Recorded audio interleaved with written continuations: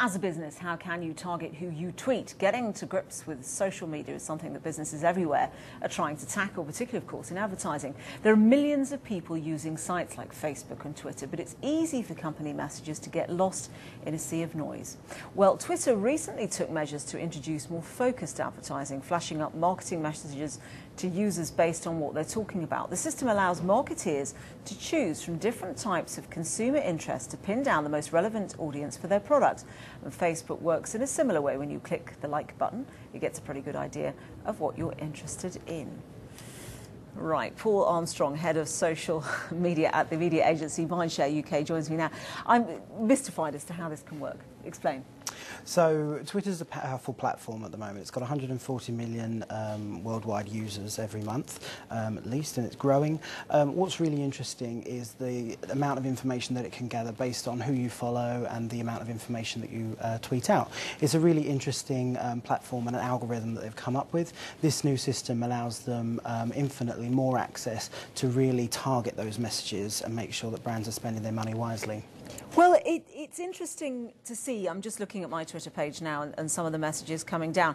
I'm not sure where products would appear. Sure. On that. So the average user, certainly in the UK, is using their mobile phone a lot to access Twitter, and that's to varying degrees across the world.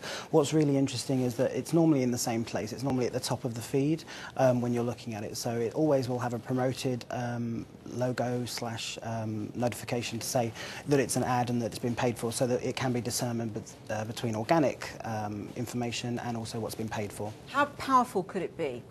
It could be really powerful. It's a really important platform that's growing all the time, and it's certainly a real-time platform, so information moves very quickly, and that's really important to make sure that you can keep up with the information. I mean, I asked the question because the Facebook IPO suggested that people had doubts about whether it would be a powerful advertising platform, or was it more the case that social media had developed at a pace way ahead of the advertising industry?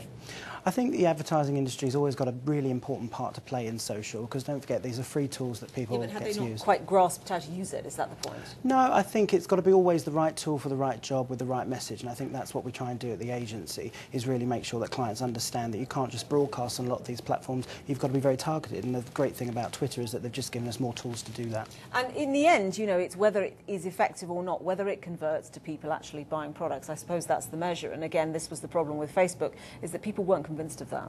Absolutely, and I think again it's about having that right message and making sure that everything's targeted so that people get a relevant message.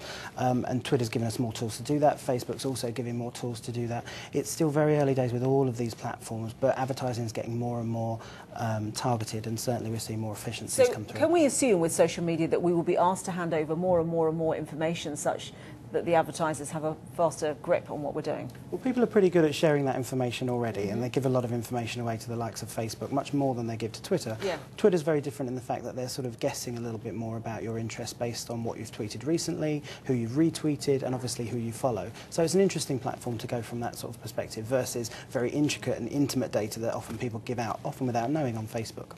Thank you very much, Paul Armstrong. Right, well, let's take a look at the US markets. Little change, really. That's the closing bell. Investors are